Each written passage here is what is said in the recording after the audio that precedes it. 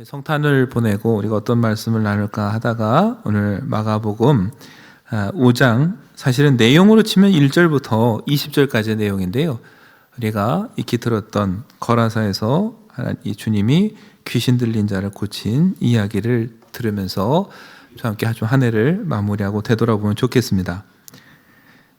예전에 아는 분이 아파트에 사시는데 거실을 이제 아이들 위해서 서재처럼 바꾸겠다고 TV를 없애고 전부 벽면을 책으로 바꿨습니다. 아이들이 적응이 되냐고 제가 물었어요. 그랬더니 처음엔 아이들이 적응을 못하다가 시간이 지나니까 아이들이 적응을 하더랍니다. 텔레비전을 찾지 않고 책을 보면서 잘 적응을 하는데, 문제는 다른 데 있었습니다. 아이들이 문제가 아니라 엄마가 문제였어요. 매일 그 시간에 드라마를 보던 시간이 되니까 금단 현상이 생기기 시작한 거죠. 이제 본인이 텔레비전을 없앴는데 텔레비전을 볼 수는 없고, 제가 어떻게 하셨어요? 물었더니 그때 스마트폰이 없던 때인데 밤에 아파트 지하 주차장에 내려가서 그때 DMB가 되던 내비게이션을 차에서 띄어서 안방에 몰래 들어가서 이불 속에서 드라마를 봤다고 그러시더라고요. 맞아요. 본인도 참 무안하셨는지 이불 속에서 조용히 보셨다고 해요. 이 정도면 우리가 좀 웃으면서 들을 이야기지만, 사실 곰곰이 생각해 보면은 우리 삶 속에 끊지 못하고 내려놓지 못하는 것들이 한두 가지씩들은 있습니다.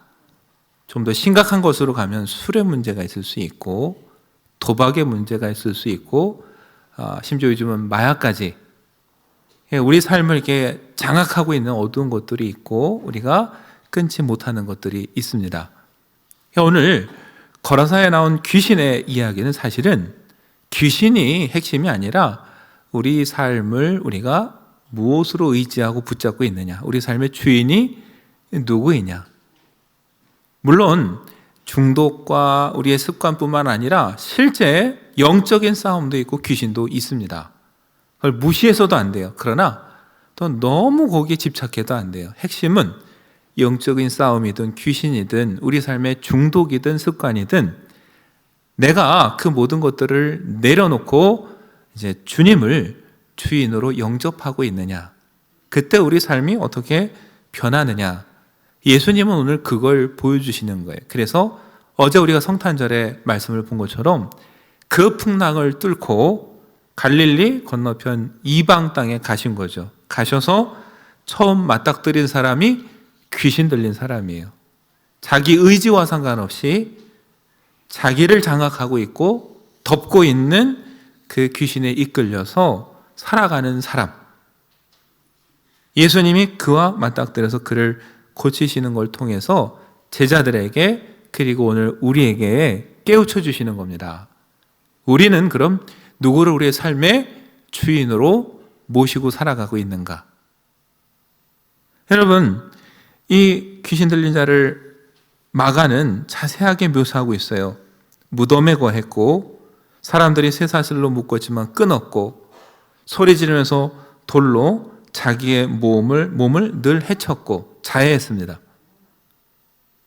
그리고 옷도 제대로 입지 않았어요.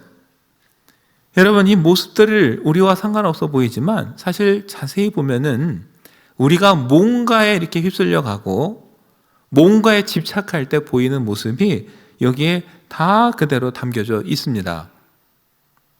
우리가 뭔가 중독이 되고 집착이 되면요, 점점 사람들로부터 고립되고 단절됩니다. 그 사실조차도 모르고 살아요. 이불 속에서 몰래 TV를 보던 것처럼 사람들 없는 곳을 찾고 사람들이 드문 곳을 찾으면서 점점 자신이 하는 일들에 대해서 절망을 경험해요. 부끄러워하고 수치스러워해요. 거기서 더 나가면 어떻습니까? 스스로 자기를 해치고 자기 모험을 해하게 되는데 그것조차 깨닫지 못하고 살아갈 때가 얼마나 많은지 모릅니다. 그 전에 기자 한 분을 알게 됐는데 그분이 정선의 카지노에 취재를 한번 간 적이 있다고 하더라고요. 가면은 여러분 그 카지노에 처음에 한 번쯤 재미삼아 가봐야지 하다가 거기에 눌러 앉은 사람이 한둘이 아니랍니다. 여인숙과 모텔을 전전하면서 타고 왔던 차를 담보로 돈을 빌려서 또 도박을 하고 그런 차들이 즐비하다고 해요. 어느 날 그 기자분이 이제 취재차 들어가는데 그 카지노 입구에 한 아이가 이렇게 서 있더랍니다. 그래서 왜 서 있냐고 그랬더니 아빠를 기다린다고. 아빠는 당연히 카지노 들어가서 지금 도박하고 있는 거예요. 참 안타깝다고 들어갔는데 온종일 취재하고 오후 늦게가 돼서 나오는데 그 아이가 아직도 거기 그냥 서 있는 거예요. 여전히 아빠를 기다리면서. 그러니까 여러분, 도박에 한눈 팔려서 중독돼서 그 음침한 곳에서 혼자 그렇게 있는 사이에 아이가 밖에서 그렇게 상처받고 있는지도 자기는 모르는 거예요.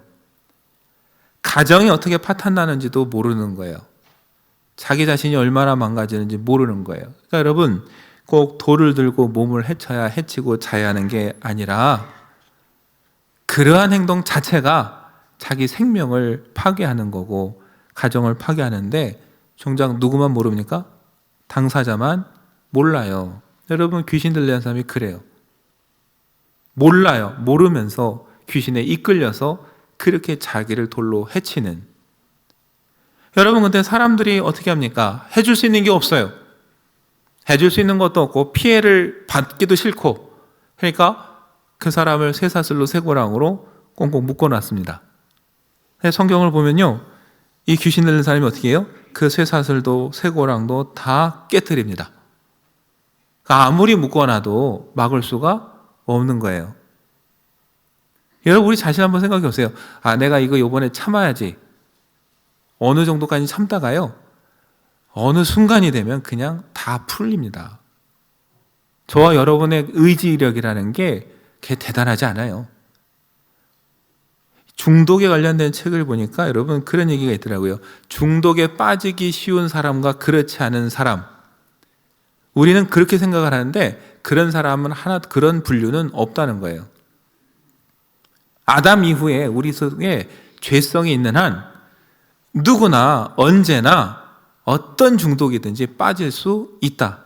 근데 나는 절대 그럴 일 없어요. 이런 착각은 큰 착각이라는 거예요. 누구나 여러분 유혹에 빠질 수 있고 중독에 빠질 수 있고 귀신에 사로잡힐 수 있어요. 우리가 늘 우리의 연약함을 인정하고 깨어서 우리를 성찰하지 않으면 그런 문제는 언제든 우리를 덮칠 수가 있는 겁니다. 여러분, 귀신 들린 사람은, 오늘 마가복음에 나오는 이 사람은 군대 귀신 들린 사람이에요. 레기온이라고 성경에 기록되어 있는 헬라어는요, 이 로마 군대의 한 군단, 사단의 단위입니다. 레기온 하면은 보통 한 6천 명의 로마 군대를 얘기해요. 이게 상징적으로 이게 뭘 보여주냐면은 진짜 6천 명의 귀신이 들렸다기보단 많은 귀신이 들린 사람. 더 나아가서 거라사라고 하는 로마 군대가 머물고 있던 이 지역에 이방 문화와 우상과 음란한 모든 것들이 뒤덮고 있는 이 이방 땅의 상태가 뭐예요? 꼭 귀신 들린 거예요. 오늘 우리가 살아가는 시대가 그렇지 않습니까? 정말 영적으로 귀신 들린 사람부터 음란하고 악한 이 시대의 영향 속에서 휘둘리고 정신적으로 병들어가고 중독되어 가고 있는, 그런데 그러면서도 정작 문제가 뭔지도 모르고 살아가는 사람들, 내가 그걸 덮어보겠다고 하지만 덮을 수 없고 해결하지도 못하고 끌려가는 이런 모습들이 우리 주변에 얼마나 많은지 모릅니다. 여러분, 예수님이 그걸 해결해 주시기 위해서, 빛을 비추어 주시기 위해서 이 풍랑을 뚫고 갈릴리를 건너 저 건너편으로 가자. 그래서 이방 땅 거라사에 가셔서 이 귀신 들린 사람을 고쳐주시는 거예요. 어제 우리 성탄절에 말씀드렸잖아요. 믿음의 사람은 길 위의 인생입니다. 예수님께서 가시는 길에 이유 없이 가는 길 없고 이유 없이 만난 사람 없다고, 앞으로 주님께서 어떤 일을 하실지, 주님이 어떤 분이신지 풍랑을 뚫고 그 거라사에 가서 귀신 들린 사람을 고쳐주시면서 보여주시는 거예요. 앞으로 내가 이 땅을 뒤덮고 있는 이 어둠을 몰아내고 저와 여러분에게 자유함을 주시겠다고. 우리를 사로잡고 있는 것들로부터 자유하게 하시고 우리를 누르고 있는 죄책감으로부터 자유하게 해주시겠다고. 그걸 오늘 이 사건을 통해 보여주시는 거예요. 그 은혜로 오늘 이 사람이 예수님을 맞닥뜨립니다. 그런데 놀라운 건 예수님을 처음 봤을 때 뭐라고 하느냐?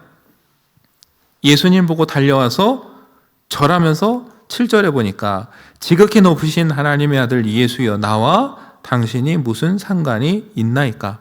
원하건대 하나님 앞에 맹세하고 나를 괴롭히지 마옵소서. 여러분 참 특이한 건 귀신이 예수님을 너무나 빨리 정확히 알아봐요. 하나님의 아들이다 고백하면서 그 앞에 무릎을 꿇습니다. 그러면서 나와 무슨 상관이 있으십니까? 나를 괴롭게 하지 마십시오. 부탁을 해요. 여러분 이 귀신의 이야기를 통해서 우리가 뭘 할 수 있냐면은 예수님을 아는 것과 믿고 영접하는 건 다른 문제라는 거예요. 복음서를 보면 여러분 제자들보다도 예수님을 더 빨리 정확히 알아보는 건 누구냐면 언제나 귀신이었어요. 마귀였어요.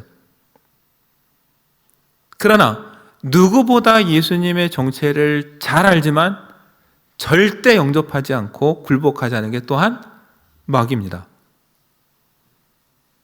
오늘 저 여러분들께 스스로 한번 물어야 될 질문이 뭐냐면 예수님을 아는 것과 믿고 영접하는 건 다른 것이다라는 거. 그럼 나는 알고 있는 건지 믿고 영접한 건지. 근데 여러분 우리는 들어서 아는 걸 내가 믿는다고 착각할 때가 있습니다. 근데 여러분 진짜 믿고 영접한다면 주님을 영접하고 받아들이는 그 순간 갈등하게 돼 있고요. 고민하게 돼 있고요. 괴로울 수밖에 없습니다. 왜요? 지금까지 붙잡고 있던 걸 내려놔야 되는데 그게 아무렇지 않게 이루어질 수가 없어요. 하다못해 우리 몸에 익숙한 습관 하나 버리는 것도 얼마나 힘듭니까? 그런데 지금까지 붙잡고 있던 걸 내려놓고 예수님을 내 삶의 주인으로 받아들이겠다고 하는 순간 갈등할 수밖에 없고 여러분 힘들 수밖에 없어요. 우리는 그 갈등을 넘어서 그 다음에 주시는 은혜를 기대하면서 가는 거예요. 더 큰 은혜를 기대하면서 그 불편함을 감수하는 거예요. 여러분 예수님께서 더러운 귀신아 그 사람에서 나오라 하니까 귀신들이 뭐라고 부탁하느냐? 10절에 보니까 자기를 그 지방에서 내보내지 마시기를 간구하더니 마침 곁에 돼지떼가 있는 걸 보고서 우리를 돼지에게로 보내어 들어가게 하소서 이렇게 얘기를 합니다. 여러분 귀신이 예수님을 만나고 이 사람에게서 쫓겨날 걸 아는 거예요. 그래서 어쩔 수 없이 이 사람은 포기하지만 뭘 포기 못해요? 저는 돼지떼에 들어갈 망정 이 거라사 이 동네는 저 포기 못합니다. 그 얘기예요. 그러니 여러분 예수님이 빛으로 오셔서 빛으로 들어가셔도 끝까지 그렇게 귀신이 저항하는데 여러분과 제가 뭘 내려놓는다? 그게 쉬운 문제 아니에요. 내가 지금까지 움켜쥐고 있던 걸 포기하고 예수님을 내 삶의 주인으로 영접한다? 엄청난 갈등과 반발이 우리 속에 일어나든 밖에서 일어나든 일어날 수밖에 없어요. 일어나는 게 정상입니다. 주님을 내 삶의 주인으로 받아들이려고 하면은요, 마음속이 복잡해집니다. 정말 이걸 내려놔도 문제가 없을까? 이걸 포기해도 내가 살 수 있을까? 그런 것들이 한 가지씩 다 있어요. 그런데 그 갈등의 순간을 우리가 이겨내고 주님을 내 삶의 주인으로 영접할 때 비로소 우리가 기쁨을 누리게 되는 것이죠.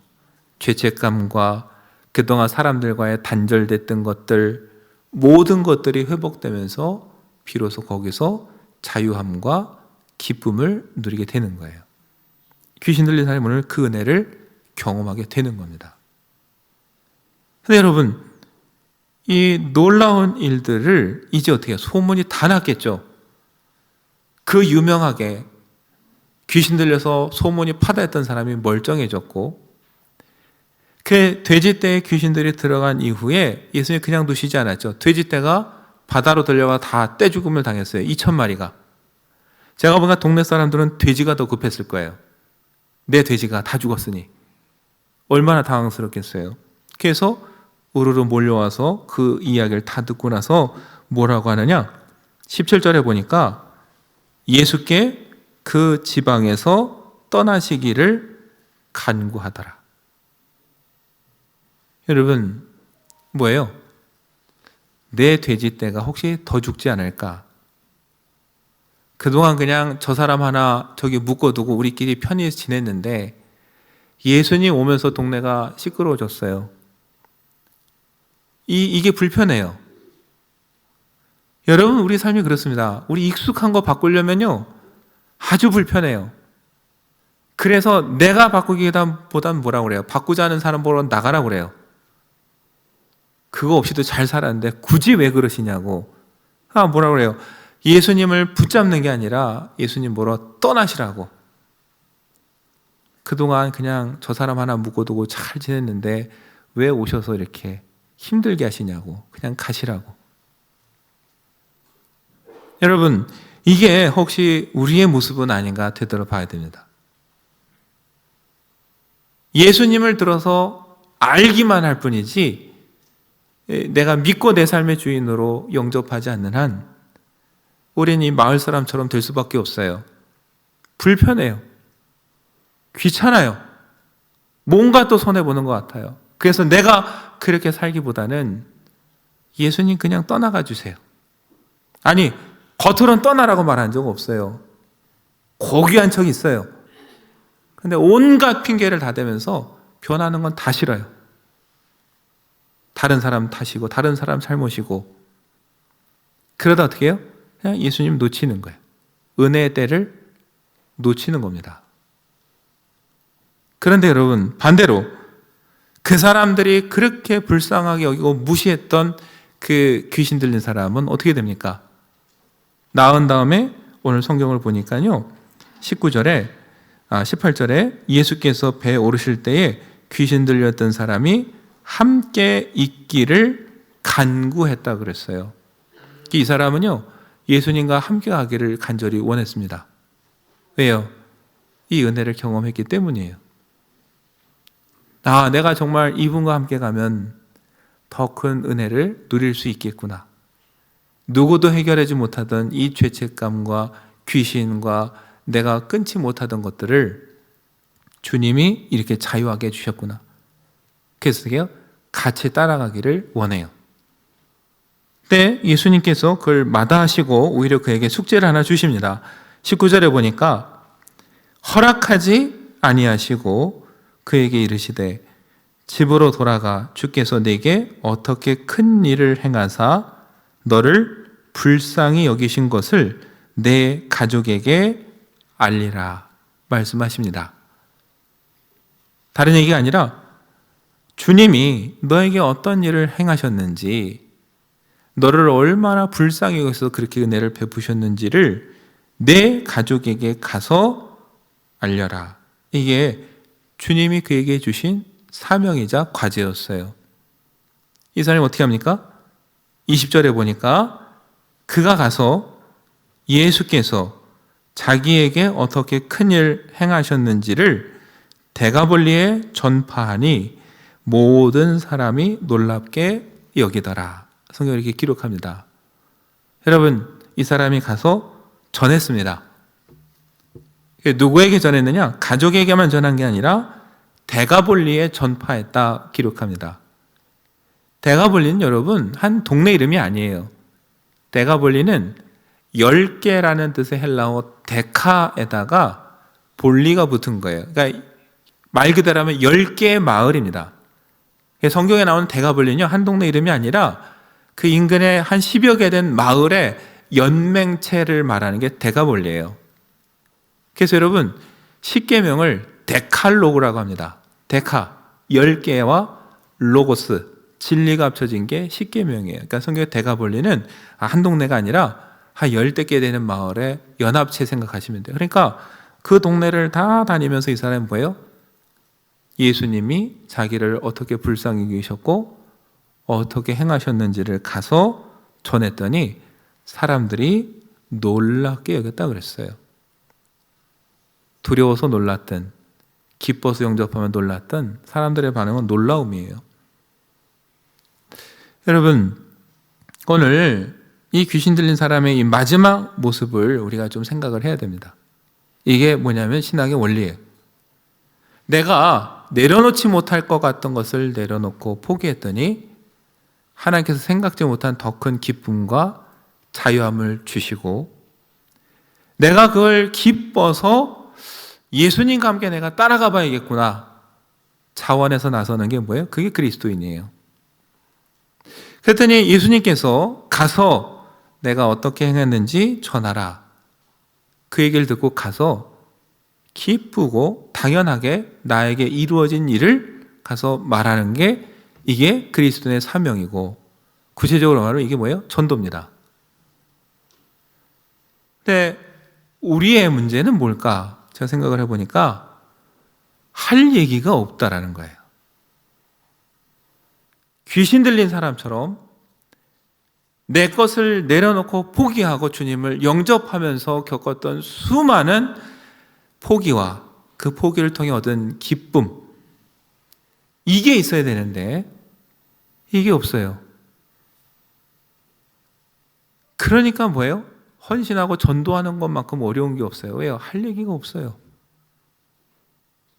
전도 교육을 4주를 받고 10주를 받았는데 결정적으로 힘든 건 아무리 읽어도 내기가 아니에요. 외우긴 했는데 공감도 안 되고 외워서 수련은 했는데 내기가 아니에요. 할 얘기가 없어요.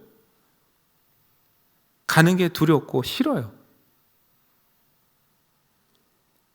그러니까 뭐예요? 제가 아직 그 경험이 없고 제 얘기가 아닙니다라는 말은 또 하기 싫어요. 그러니까 뭐예요? 요즘 시대에 이렇게 전도한다고 돼요? 이렇게 나오는 거예요. 전도가 잘못했어요. 네. 내가 잘못한 게 아니라 전도가 잘못됐어요. 네, 여러분, 모든 걸 떠나서 신앙의 원리는 간단합니다. 내가 갈등하고 고민하던 것을 포기하고 예수님을 영접하고, 그래서 내가 기쁨과 자유함을 깨닫게 됐고, 그래서 내가 예수님을 자원해서 따라가고 싶다고 말하고, 예수님이 가서 내가 너에게 어떻게 행했는지 가서 전하라 하면은 그 일을 가서 얘기하면 되는 게 신앙인데, 어떻게 보면 이 단순한 원리가 안 돼요. 왜요? 우리가 할 얘기가 없어서. 아니, 할 얘기가 있었는데 또 세월이 지나가면서 다 잊어버렸어요. 여러분, 우리가 성탄을 보내고 한 해를 마무리하는 이 마지막 주일에 다른 게 아니라 정말 예수님은 나에게 어떤 분인가 들어서 알고 아는 것에서 끝나는 건지, 아니면 내 삶의 주인으로 내가 믿고 영접하고, 그래서 아프고 힘들지만 내가 그동안 움켜쥐고 나를 이끌어가던 것들을 포기하고 주님을 영접하는 것인지, 그래서 거기서 기쁨과 자유함을 내가 경험했는지, 그럼 나는 누군가에게 그렇게 할 얘기가 있는지, 아니면 아직도 그냥 듣고 알기만 해서 할 얘기가 없는 신앙인인지. 저 여러분이 때로는 아프고 힘들지만 내가 익숙하고 움켜쥐고 있던 것을 내려놓음으로 주님이 또다시 누리게 하시는 기쁨을 누리면서 어디를 가든 그 기쁨의 이야기를 전할 수 있고 나눌 수 있는, 그래서 그 이야기를 듣고 더 많은 사람들이 주께 돌아올 수 있는 저와 여러분, 또 그런 만리언교회가 새해는 꼭 되기를 간절히 축원합니다. 기도하겠습니다.